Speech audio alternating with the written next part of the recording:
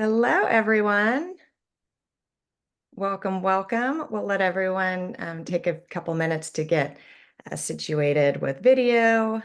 Um, and excited to see everyone this morning, this afternoon, this evening, wherever you may be from. I am Laura. I am here with the Nomadic Network hosting this fabulous topic today. So excited to see all of you here. Normally, I like to start off by just asking a question, just in terms of getting to know everyone on our chat. So if you could just find that chat box, and then if you could just let us know where you're calling in from, and we'd love to know where's the most dangerous place you have traveled to so far. And maybe if you haven't been to a dangerous place, where would be the most dangerous place you would be interested in traveling to? So if you can just jot that down in the group chat, that would be really interesting to see what everyone's comments are about that. So again, my name is Laura. I am with the Nomadic Network. I've been hosting these for probably 4 or 5 years. Excited to be here with all of you today. So before we get started, I am going to quickly share my screen, and hopefully you can see all that. Okay, so as you know, we are here with the Nomadic Network. Happy to see you all. About TNN, we are a community of travelers inspiring others to see the world. It's founded by Nomadic Matt quite a few years ago, but today has been run by Lisa Field for almost a year. And it's been so exciting. We've hosted already over 250 virtual events over the past couple of years. We have lots of tours, and you can find obviously everything on our website, which you all know since you have signed up here about that. We have some fabulous community tours that actually just wrapped up for this past spring. And at the end of the call, I'll share with some that we have coming up in the fall as well, if you're interested in hearing more about that.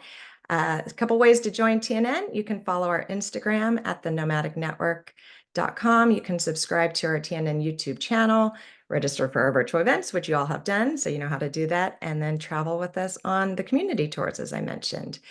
A couple event reminders. It's great if you can turn your video on. It's always fun. We get it if you don't want to, but it's always fun to see everyone's smiling faces. I will keep everyone muted though for the duration of the call, just so we can make sure we hear our presenter. And then just if you have a question, because I'm sure there will be some, if you can just write the word question in the chat box and then ask your question. That way I can keep track of all of them and I will get them answered after the end of the presentation. Definitely follow our speakers and support them because they do this out of their kindness of their heart. And I will drop all of the ways that you can connect at the end. And that is all for me. And now I am so excited to introduce our speaker for today. So John McKenzie is an avid traveler, content creator, group trip leader, and a champion for promoting curiosity through travel. He has been to more than 60 nations across all 7 continents over the last 30 years, including living abroad in a developing country for more than 2 years. He's been on several podcasts, attended multiple travel conferences, and encourages people to embrace curiosity and exploration when traveling. He also has a Master's of Arts degree in geography. He's originally from Kansas, but currently lives in Washington, D.C. And today he is here to share with us about tips for traveling to the most dangerous places. So John, I will let you take it on over from here. All right, thank you so much. I'm excited to be here again. It's been quite a while. Let me share my screen here. Yeah. So yeah, thanks again for wanting to talk about dangerous places. I love the quotes because I think, as I saw in the chat, a lot of people had put United States places as their most dangerous places, and of course I will be touching on that. So yeah, I already talked about me, so I won't go into this too much, but I did want to just say that I grew up I was an only child, I was very sheltered, so I spent a lot of time with my stamp collection and maps, and so that could probably explain why why we're here today. So yes, and my mission is to encourage, promote, cultivate curiosity through travel because I am the most curious person that I've probably ever met. And again, just to kind of reiterate the learning objectives for today, just want to talk about the difference between what true danger represents versus what you hear on the news, assessing kind of your own personal travel risk assessment, some ideas for how you can develop a plan for when you go to different places. And then also maybe just give you some ideas for some new places to go that you may not have considered. And okay. I want to just disclaim a couple things. I'm fully acknowledging my privilege as a white male American passport holder that allows me a lot of different opportunities that others don't get. So I just want to put that out there, that that affects safety. Um, Safety, risk, they're very, very personal. Everyone has a very different barometer for what that means to them. And my experience is just one point in many, so just keep that in mind. And things change very quickly. What's safe today may not be tomorrow, and vice versa. But life is about risk, so we don't want to just stay at home. So in putting this presentation together, I kind of wanted to look at what is dangerous. We hear the term a lot in a lot of different contexts, but I just put some things together here that I think people think about when they consider a place dangerous. So obviously, violent crime, terrorism, personal theft, which I learned is not exactly considered dangerous, or it's not thought of in the same way in other countries, like in Great Britain, for example. They wouldn't necessarily think of pickpocketing in the context of, is this place safe? Because that is something that's separate. So anyway, just something interesting. Um, Natural disasters, wars, diseases, all sorts of things. And I also threw in naivete because I think that that could get you into some sticky situations, but I also don't want to discount that because that can also lead to some marvelous experiences. So that's danger. What's safe? I think it just means it's something that we know, something we're familiar with, or if it's secured with a lock or some sort of guarded entity or place or protected. Obviously, insurance. There's so many different kinds of insurance, so that we tend to feel safe if we have something like that. And statistically, if the statistics show that it's safe, then we consider it safe. But safety can be a bit of an illusion. If you look at the statistics, you get quite a different story. So without going into all these details, I just did a little research on the United States, for example, which puts out a lot of reports about level 4 warnings, don't travel to all of these countries, but yet we have quite a lot of skeletons in our closet when it comes to safety. So just some statistic there. I found out that there is an entire Wikipedia page just for mass shootings that have happened this year alone. So that's just to say most of us, maybe we avoid specific parts of the United States, but most people just go about their daily lives and don't really think of it in the same context. And driving is another thing that's a lot more dangerous than flying, but yet you tend to hear more about the fear of flying than you do the fear of driving or riding in a car. I don't think I've ever met anybody that has that fear, but I'm sure they exist.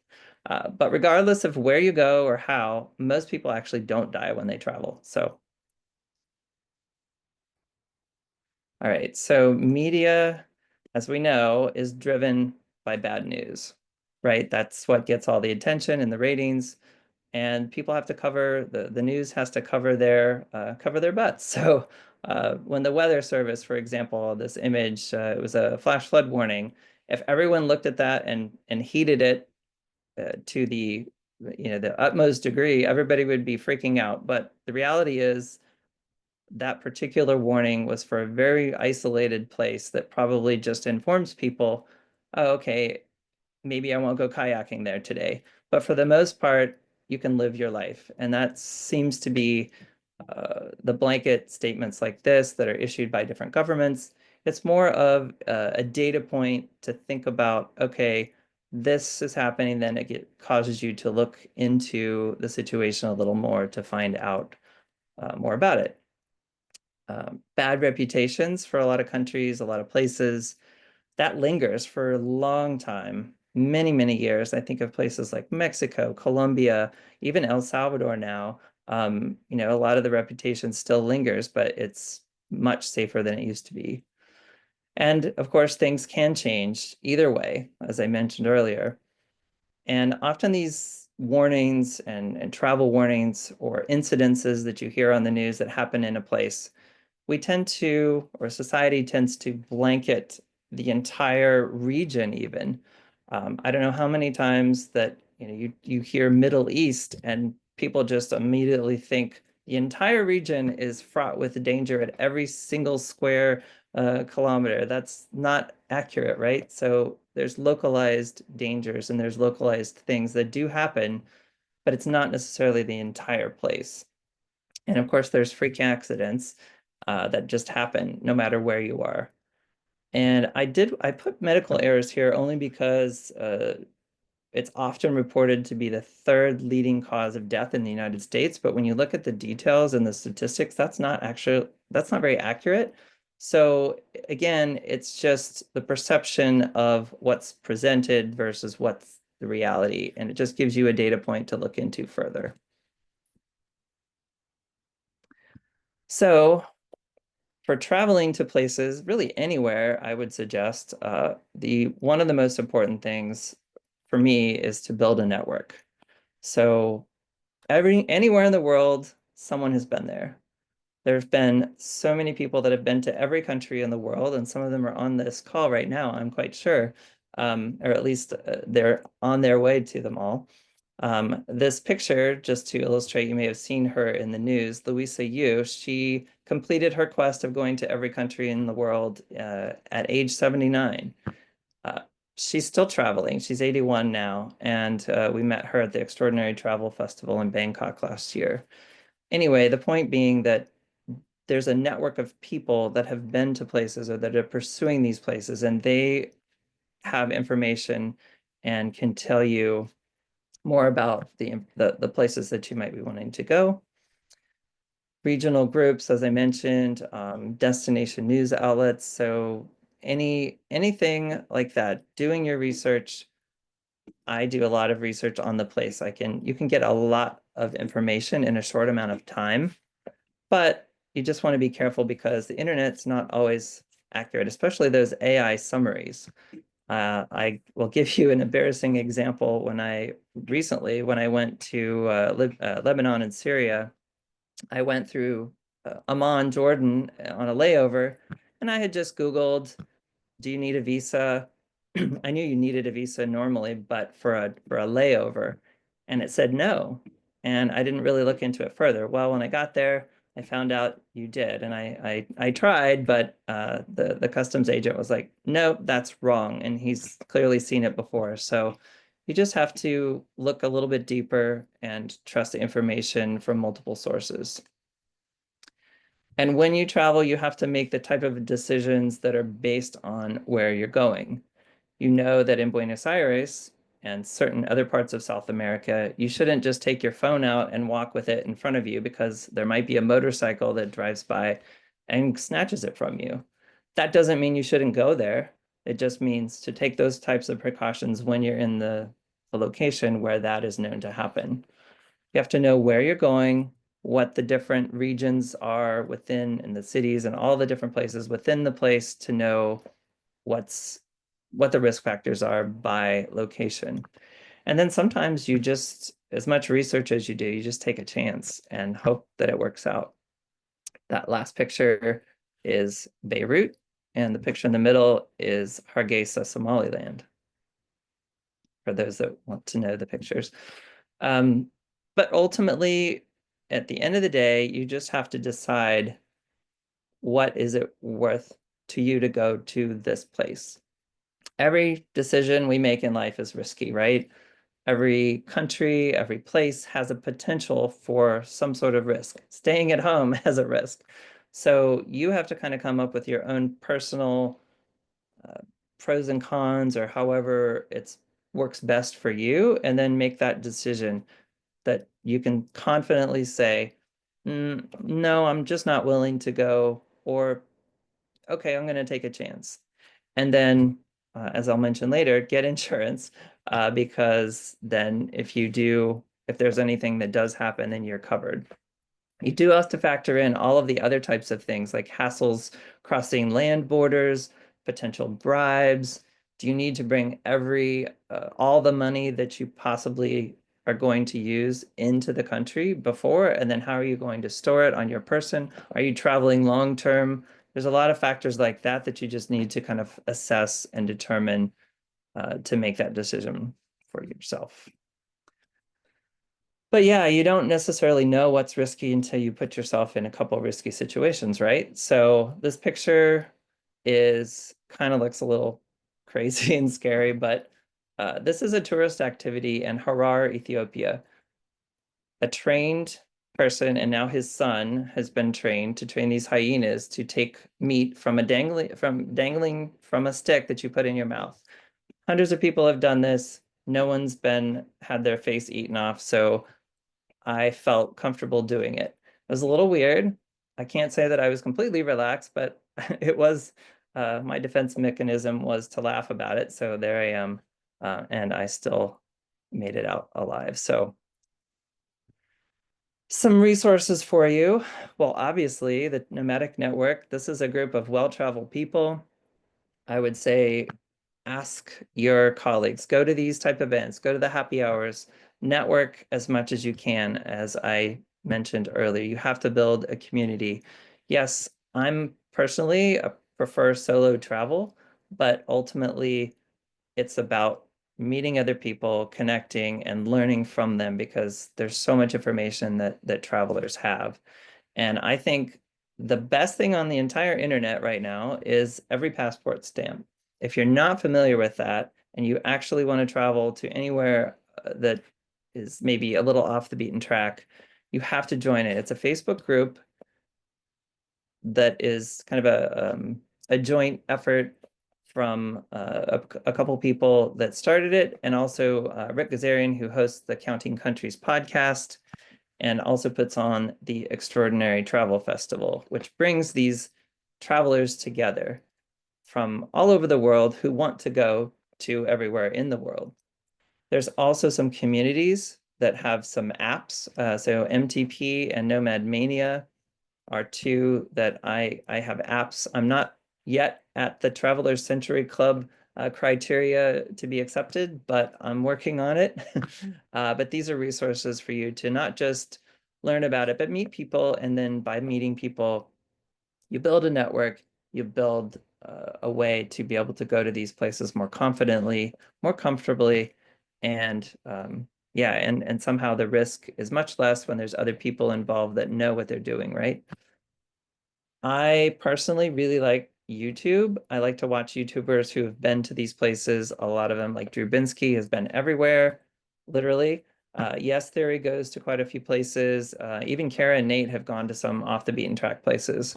And I've put a few others for you to follow that I really like their content, not necessarily uh, planning to do everything that they do, but it just shows you some of the extremes that we humans can do and get by with basically in really dangerous situations. So yeah, the ones that I've listed there, Fearless and Far, DNCH, Bald and Bankrupt, and Indigo Traveler, all do some pretty outrageous things from most people's standpoint, but they have amazing content, so check them out. And then also Facebook groups, WhatsApp groups, even Reddit is can be useful. I found an entire newly created group for Middle East countries in WhatsApp, and it's a lot of information, but I do plan to go to some places in the future, and by following that, it's really giving me a lot of information about kind of what to expect, how the security situation is, and what types of preparations that I might need before I even go. So excellent resources. Couchsurfing too, if you're not familiar with that, that's a hospitality community. People can stay with each other for free, or you can host yourself. You also don't have to stay in somebody's house. You can meet up with them. There's a lot of happy hours or meetup groups and things like that that uh, because the people are living in a particular location where you're going, they know more information than you. So they probably know where to go and where to travel, where not to go in the location that you're going. So how to prepare for a trip? Well, aside from just keeping up to date with all the developments, following the news, you know, we have to be a little cautious of the news, but you should look into news sources in the other country or in the destination so you get more balanced information. I personally like to keep a copy of everything. I'm kind of old school that way, but what happens if your phone battery dies, if you lose it, if it gets stolen, if for some reason the Wi-Fi doesn't work or you just can't get the app or whatever your information is to open? All of those things have happened to me. So I prefer to have paper copies of the most important itineraries and travel documents and things like that with me, and also kind of keep them in different places in your backpack or whatever mode of transportation that you're using. Also give kind of a packet or at least let somebody that you trust know where you are, especially if you're going to a place that's a little sketchy. I think it's just a good idea. They will know roughly where your whereabouts are. If you feel comfortable doing so and have someone to share your location, you can do that. Um, Again, everyone has kind of their personal preference on how much they want to share or how much they don't want to share. Maybe they don't want to tell their parents. Sorry, mom. Um, but we don't want our friends and family to worry about us because they don't necessarily know the type of information that we know about where we're going. And maybe there is a real risk of something when we're going there. Registering with STEP, so that's the State Department notification system. I have to admit, I was a little skeptical about registering right now with it, but I went ahead and did it for Syria, and I did get an alert on one day that said there's a credible threat, but it didn't say where in Syria. It just said Syria, and it said, leave, run, abandon all hope, and it was kind of very negative. And I understand they're just trying to cover their bases, but at the same time, I was on a tour in Syria. The guide had the same message, but she knew exactly where the threat was. And so we just changed our plans for the day and avoided that area. Not really something to freak out about.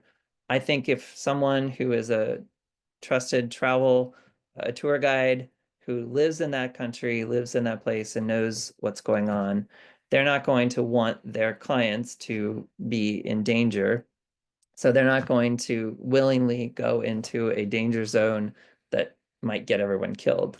It happens occasionally, but I would consider that more of a freak accident and a rare situation. So have a way out, have some plans, look at where you're going, kind of base your plans on that. And as I mentioned, you got to get travel insurance. It's very important to always have some sort of insurance. Sometimes you might need to get a special policy if you're going to a really obscure place or a dangerous place. I have an annual plan that works for us, and it's a family plan for an entire year. And it works for everywhere and I don't have to worry about it. So it helps. And you also have to plan for your valuables if you're bringing computer equipment, a drone, money, all of that, like where you're going to keep it, things like that. And then if you want to go on a tour, there's nothing wrong with that. Do it. I'm usually a solo person, but I'm really glad that I went to Syria on a tour. So now I'm just going to give a couple examples. I know we're kind of getting close to the end here. So I just want to give a couple examples of places that I've been. I would say Ethiopia probably represents the first real dangerous place that I went. I know some people would beg to differ, but there was some active war happening in parts of the country. So when I went, I didn't plan to travel around the country as much as I would normally have. I stayed in a hotel on points for a week. But then I met up with a couch surfer who just happened to be from Lalabella. And if you're not familiar with Lalabella, That is probably one of the most popular tourist attractions there. It's one of the most interesting things to see in much of Africa. It's a picture in the lower left corner there of the rock-hewn churches, and they're everywhere. So he was from there. He convinced that we would be okay. He knew his way around, and I have to say, it was one of the best trips ever. I think he's here now, so shout out to Thomas. And I just wanted to say that that was a really good decision. It gave me a big, different perspective on Ethiopia than I had had. And I did have my phone stolen in Addis Ababa, but that had nothing to do really with security. It was more about my own stupid mistake of letting my guard down. I knew exactly that that was an area where I shouldn't have been walking around with my phone. But what did I do? I took a picture and then I forgot to secure it. So that's just kind of a learning curve, but that could have happened anywhere. So hopefully I'll be able to go back to Ethiopia and see some of the other parts of the country. So Somalia is a bit of a different story. There's really two Somalias. Somaliland would not appreciate me saying that, but Somaliland is not a recognized country, but by all practical means, it is. It's a different country. They have their own currency, system, capital, everything that a country would have. It's in the north part of the geographic Somalia that everyone else recognizes, but it's much safer. And Mogadishu is the capital of Somalia that is not necessarily considered as safe. It's a little bit of to go there, you usually have to sign up with a tour and have an armored vehicle with tinted windows and armed guards. And I don't have a picture of the guards because we were not allowed to take those, but we had very minimal time away from them. So this is one example at the fish market. But Mogadishu did represent a real threat of terrorism. Now, I had done my research and found out there weren't as many incidences of terror that had been happening in recent times. I knew a lot of people that had been there. And then I just made that decision. I went with a group that it was secured. We stayed in the green zone. There was a curfew, so it was not the kind of travel experience that I prefer, but it certainly was interesting. And I would love to go back someday and actually get to explore it kind of without those encumbrances. But that's the situation. And I'm putting Cuba here because a lot of people didn't even know that Americans can go to Cuba. This is not the case for, for Canadian listeners. Of course, they can go, but for Americans, it's a bit trickier. We've had an embargo with Cuba since the 50s. There's a lot of rules and restrictions on Americans traveling there, but a lot of airlines fly there. So I went with Southwest, and it really wasn't so complicated. You just have to know a couple things. And I actually looked up the rules that the government wants us to do, and it doesn't want us to be a tourist or a traveler. You just have to mingle with the people and actually get to know the people and their customs, and it's like that's how I travel anyway. So it was great for me. I had a great time in a very short time, and I brought gifts and things. I brought a suitcase to give stuff away. People were so happy. Anything that you kind of are even embarrassed about, like why this old pair of socks, do they really want it? Yes, they do. They want anything you can bring. And they're just so friendly and so kind. It's some of the scenes look a little sketchy. It actually reminded me of Mogadishu, but it's totally safe. I had no issues walking around at night, anywhere. There are just a couple things that you have to be aware of, but it's really not it's not the same kind of danger as Somalia or even Ethiopia was. So, um, and that brings us to Syria and Lebanon. Um, I wanted to go to Syria because I had seen a lot of people traveling there in January and February, and after the liberation in December, I knew things were going to be changing fast, and I felt the urgency to go now, and I'm so glad I did because I got to see it at a time of history where it was changing, and we saw changes while we were there. It was a group I had a great group of people that I went with, and it was just a really eye-opening experience. I also went to Lebanon, which does have active bombs, but I have two sets of friends that live there. I felt comfortable knowing that they would know where to go and where to avoid and some protocols. And again, very glad I did that. Um, and you just have to kind of make that decision and make that call for yourself. So, where next? Well, this is just a very short list because I really do want to go everywhere. But right now, Iraq is high on my list. Some of the other quote unquote naughty countries, this is kind of a humorous term that some of us in the extreme travel community will use to refer to countries that have been on the list. There's a list that the administration released of countries that citizens from those countries are now banned for coming to the United States. And so some of these countries have already been on another list, but those are the places that are usually the most interesting because they're very much known to most of Americans at least, and I think they're not high on a lot of people's travel lists. Turkmenistan is just a fascinating place. I've been to the other stands. I used to live in Uzbekistan, but Turkmenistan is kind of the only stand that I have left that's in that area, and I would love to go there and just see how crazy it is because it's quite interesting. And then, I some parts of Africa, Afghanistan, Iran. I'm still not sure. I need to do more research before I go, but I know plenty of people that have been. Americans too, but you do have to have a guided tour to go to Iran. So there are some places that I will not go. Well, North Korea, I'm not allowed to go, and now Chad is on that list because of the visa policy. I'm not going to Israel or Gaza. Sudan is under war, and there's a lot of terrorism going on in West African countries. So the capital of Haiti, another example of a place that not that's a no for me right now. Things could change, so we'll see.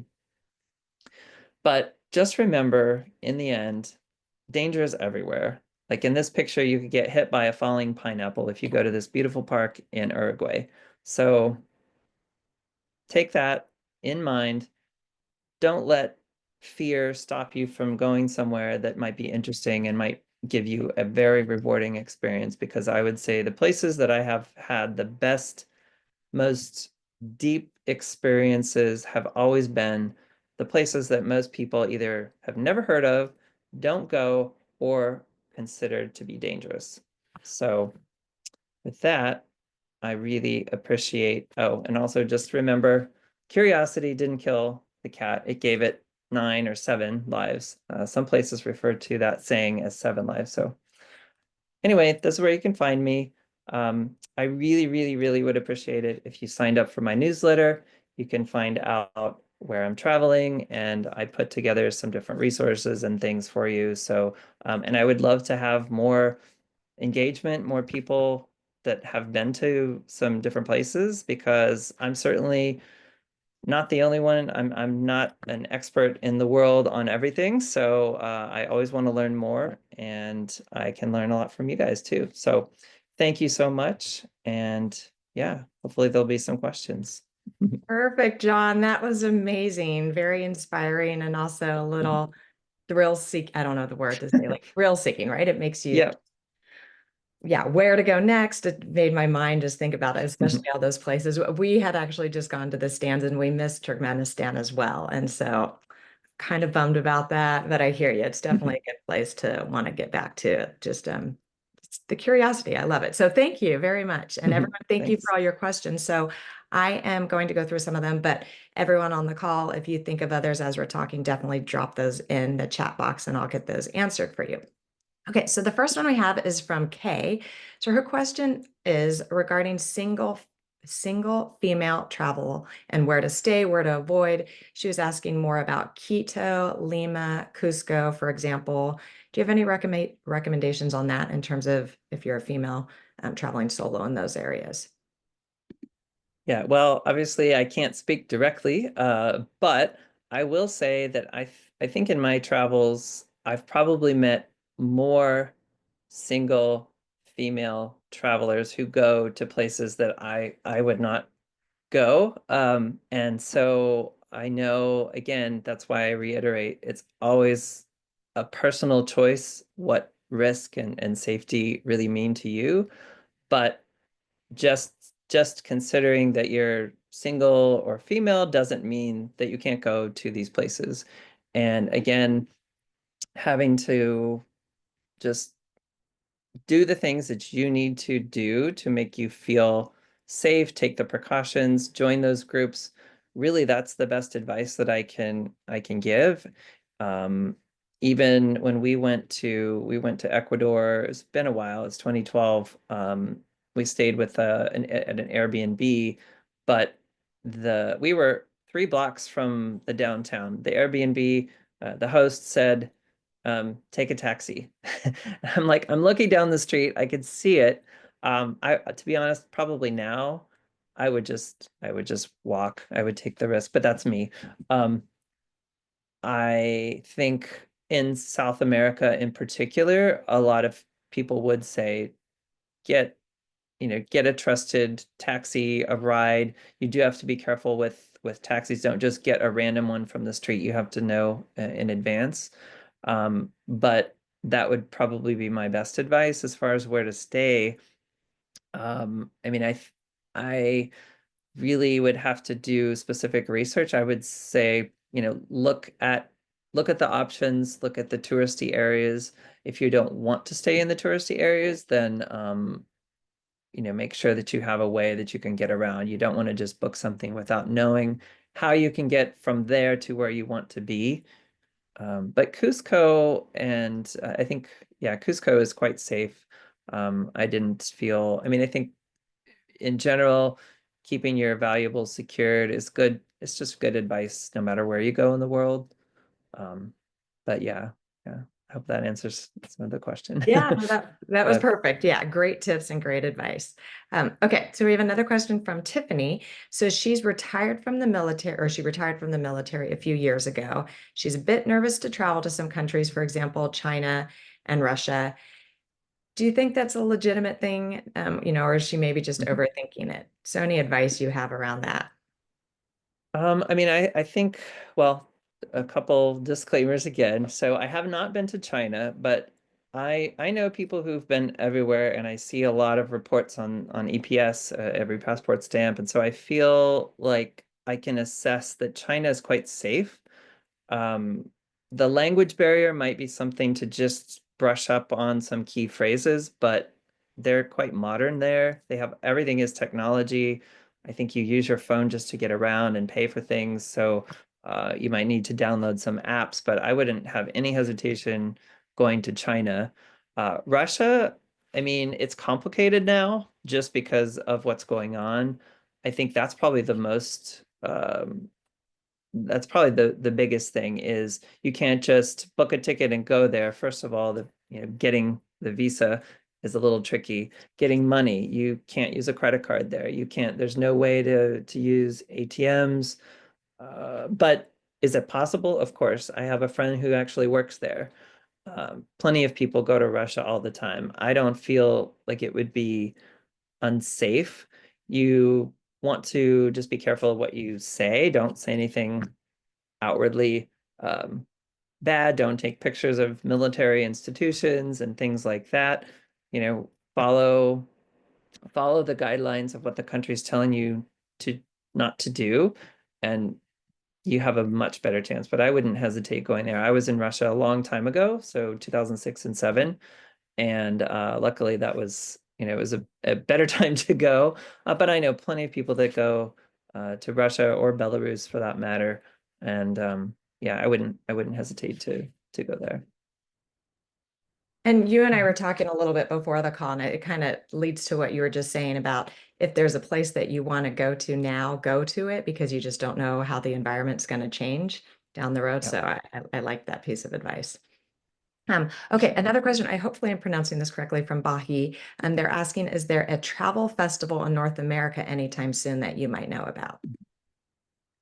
Um, well, so the not this particular one that I had mentioned, but what I will say is I tend to go to travel conferences. It's not a festival, but it is a travel conference. So there you'll meet other content creators, but you don't have to actually be a content creator to go. I mean, you just have to pay them. Um, that's how I first got into all of this, really. I mean, I was traveling before, but I signed up for TravelCon way back, the no, another nomadic mat entity back in 2018, and it blew my mind to just meet other people that are making a living out of traveling. And yeah, so I would say go to different travel conferences, travel events, but there's also some cities that have travel shows. Now, those are a little bit more touristy, I would say, a little bit more geared towards selling you maybe packages or tours. But if that's what you want, then great. They're not going to have Syria or Afghanistan or those kind of countries there, but it's still travel. And if you're like me, I'll consume anything related to travel if I have the opportunity. And they're often those travel shows. It's travel and adventure show. It's kind of a series. They have one in Washington and New York and I think LA.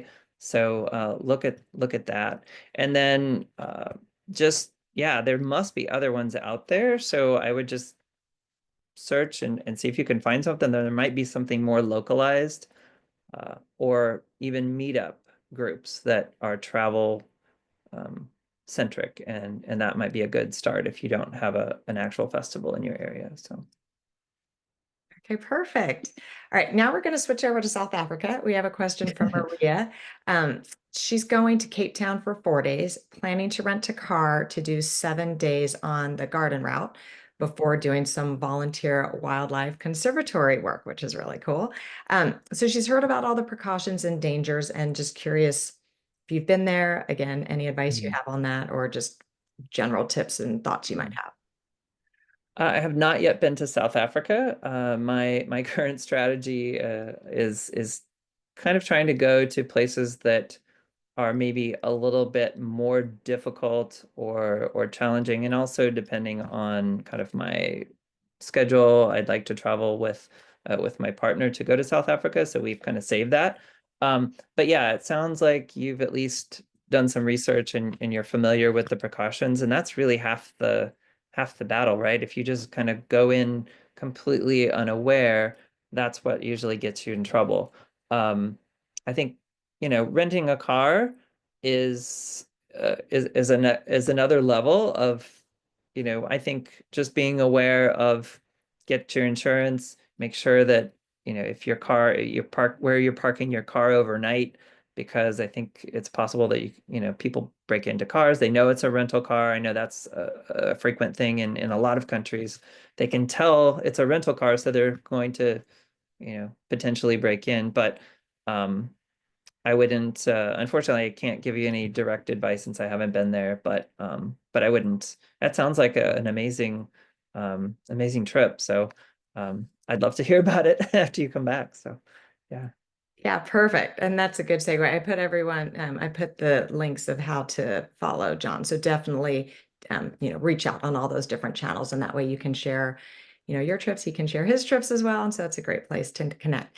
You touched briefly just on this last answer about insurance a little bit. So we did have a question from Jennifer. She was asking, what is the annual travel insurance that you have?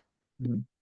Yeah, so it's called Allianz, and I can put that in, and it's one of the more popular uh, providers. I I have an annual plan. I did sign up to be an affiliate with them, but it's a little bit more complicated for just send. I can't just send a link. That's not how they work. But I just recommend them all the time. Whether just even if you don't go with Allianz, you have to read the fine print to make sure it's going to cover you for what you need. If you travel a lot, though, I think an annual plan could potentially save you money. It's just, again, depending on what you need. When I went to Antarctica, I needed, and it was a requirement to have insurance. And that since that was such a big ticket item, I maxed out my annual plan, and basically if I had to file a claim, I would have probably used the entire annual plan's worth of coverage.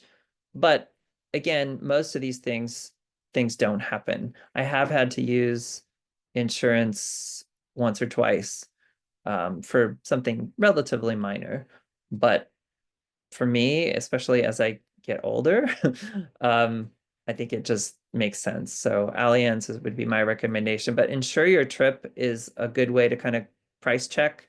You can type that in. Safety Wing, I know, is another popular one.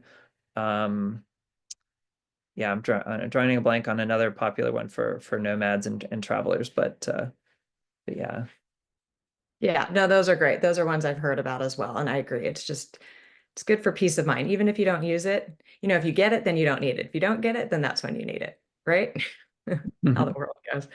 Okay, I love this next question. This is from Steve. So he's asking, or we have two questions. What puts a new country on your radar? That's the first one. Oh, the ways. I often say that countries choose me because I don't often have a logical or rational explanation for what puts it on my radar, but I'll say a few things.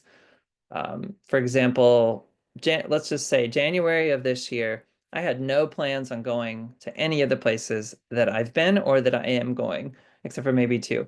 And I think it's a combination of maybe me seeing another trip report and then realizing, oh, like Cuba, for example. Um, I was a little concerned that maybe the restrictions for travel would get tighter in this new administration and that we might not be able to go to Cuba or that the current structure of us going to Cuba might change. And so I went, and so far that hasn't changed, but again, it could. Right now, Chad, for example, I know that's probably not on a lot of people's bucket list, and it wasn't necessarily on my radar for this year. But now I'll probably just have to wait because they've decided, well, if the United States is going to block them coming to here, then they're going to block us from going there, and it's probably just a political thing for a short time. But those kinds of things are what informs a lot of how I'm going, where I'm potentially going. There's also windows of time that I have. Where can I go in this block of time between these other events that I've got going on?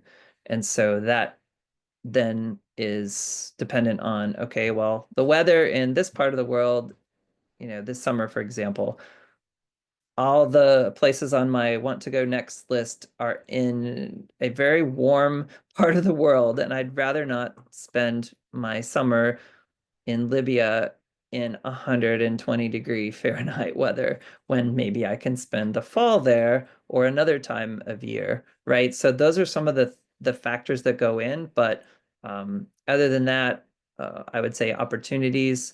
There's a travel conference in Ireland that is at a time that I'm have another event in Germany.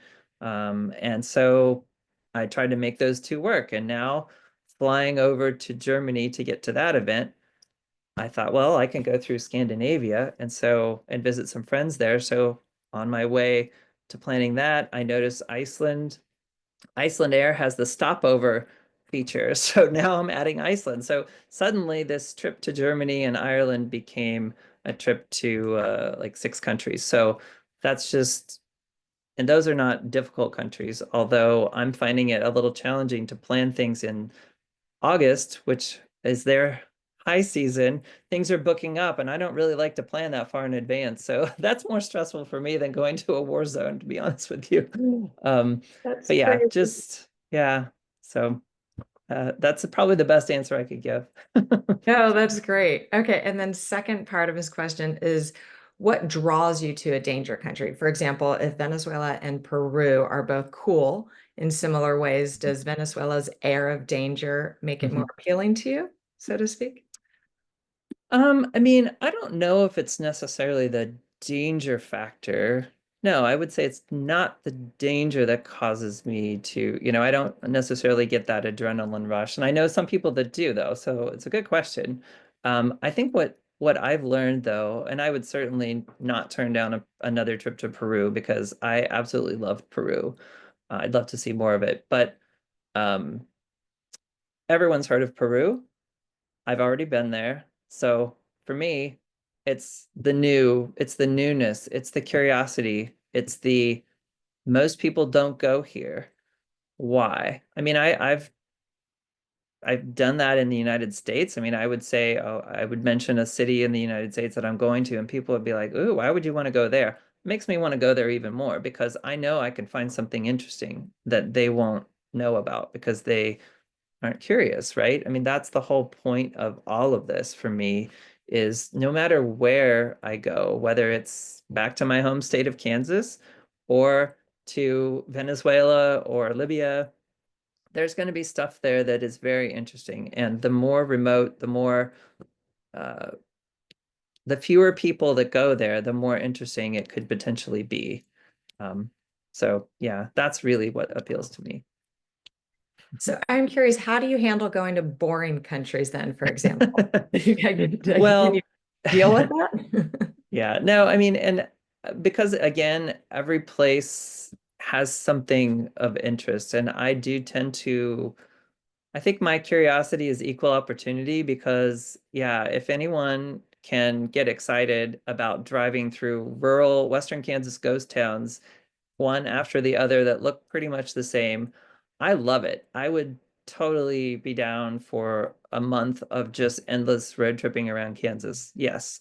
So I have the same level of excitement of these upcoming trips to, I'm going to Southern Africa, not South Africa, but Southern Africa.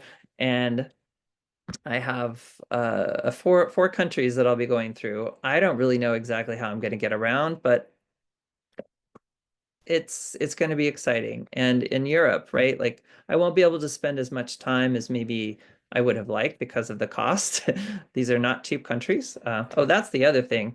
A lot of the countries that people don't know about, they're cheaper for Americans. I mean, you can get a lot more out of going to Venezuela than going to Switzerland in terms of cost, right? Or even just, a week living here, going out to eat. It would, the amount that I spent on dinner last night I could have gotten by almost a week in some of these places. So it's just, that's the kind of stuff that, yeah, that gets me, that factors into where I'm going to go. And, but yeah, I don't get bored. I don't really, I always say my quote is boredom is just misplaced curiosity. So it's a different type of mindset or thought process that I have when I am traveling around the United States or maybe Europe or something like that. But I still find it fascinating and interesting. And then there's always the people factor because you meet people and you never know who you're going to meet, how that interaction's going to be. And so, yeah. Oh, you're Yep, muted. I'm muted. Sorry. Yep, definitely. Every day it's a new adventure when you're traveling. So you're right. Whether it's the most dangerous place or boring place, you make it what it is. So I love that. Okay. If we have one more question, if anyone else has anything else, drop it in the chat. But the last one was from Molly and John. I guess they were on your Mexico City trip. Oh, yeah. Cur- Yes. Curiosity, am I saying Curio that correct? Curiosity trip. Yes. Okay, Yeah. yes. So that's And so they were asking about how can people learn more about these different trips. So if you could share some of that, that would be great. oh. Yeah. So yeah, I just this year started offering these curiosity trips, and they're really meant to be kind of the way I travel is just exploring, picking neighborhoods, picking places, and exploring them, not necessarily all the touristy things, a few, but really to get off the beaten track and to be more into the culture and more let curiosity guide your way. And that's what I offer. We don't have fixed itineraries. things will be included, but it's not like we're going here at this time and here at this time. We have a plan. We might stick to some of it. And then if something changes during the day, we're going to be flexible because that is what a true curious traveler would do. We don't stick to rigid routines. So it's a different type of trip. It's not a guided tour. It's not a tour. I don't necessarily know any more about these places than other people. I want it to be clear that this is more of a community peer travel, people who love to travel and are open to the adventure. But the next one is coming up in January in Mexico City. And I'll probably have another one in DC in May for the embassy open house.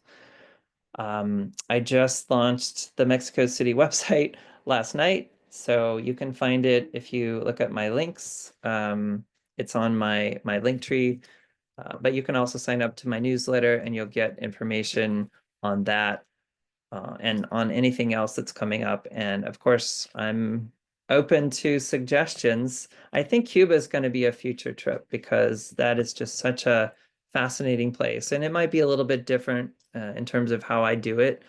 It might be more along the lines of something that's more organized, but at the same time, just going to a place like Cuba or Turkmenistan. I would love to do that.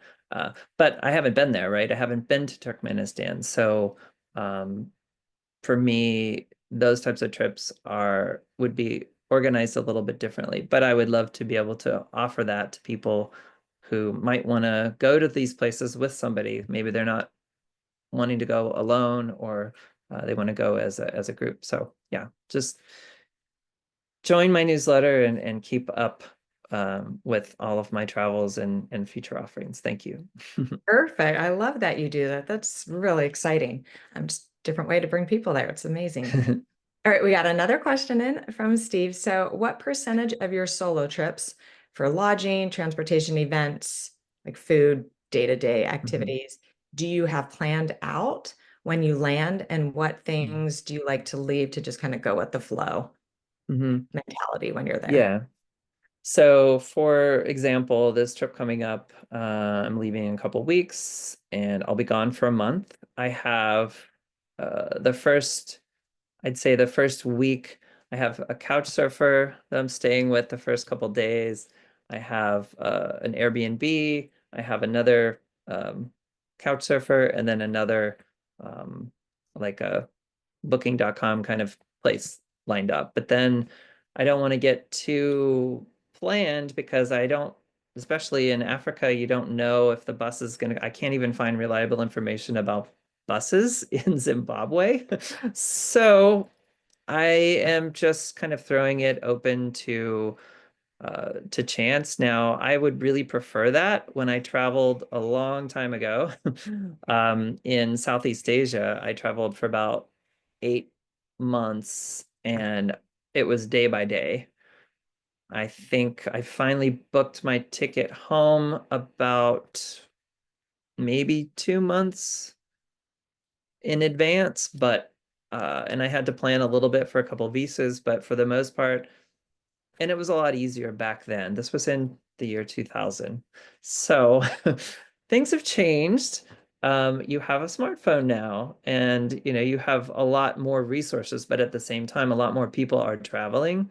So, like for Europe, I'm feeling a little bit more stressed about planning that out just because things get booked. But I'm also I have a lot going on right now, so I have a limited bandwidth to actually do the planning. I love the planning part. I don't always stick to the plan. And so yeah, I try to get my lodging if I feel like there's going to be a crunch, but I really prefer to have some wiggle room that I can change my plans if I want to, because I've been in situations where I I had a month in Tajikistan, for example, and I didn't have hardly anything planned, and I needed to wait for a flight because you couldn't just book it even online. You had to go to the airport and they would say, no, we're not flying today because of the wind. It was that type of situation. And I had to wait 4 days and then I got my ticket. So if I had booked everything, I would have just totally missed that opportunity, and so on and so forth. So yeah, I really prefer to be flexible if I can. Perfect. Well, it sounds like you've done a good job with that over the course of all your years. So amazing. Thank you all so much. I am going, and John, truly, thank you. This was such an excellent presentation. I'm sure you can tell everyone was so invested. And with all of you, thank you for your phenomenal questions. It just helps the presentation go better too, just to have you all curious and inquisitive as well. So I am going to quickly share my screen one more time. Um, just share about a couple things that are coming up real quick. So we have some upcoming events that you'll see that you can always find on our website. We have our June community virtual happy hour. That's on June 26th. So these are very different than this. This is more everyone's not muted. We all get to just chat and share about our travels and whatnot. So definitely you can do that one in June or July. And then on July 10th, we have our next presentation, which is ethical travel photography, making deeper connections and memories. And as I mentioned, we also have TNN community tours. We have some coming up in Greece, Peru, and Morocco. So you can always check those out. And then our 2026 tours will be launched soon. More info on that. And then thank you always for joining us. We really appreciate you guys taking out an hour out of your day to come and listen to especially a phenomenal topic today. So thank you all and enjoy your next travels wherever dangerous country takes you in this world. Thanks, everyone. Bye, everyone. Have a wonderful day.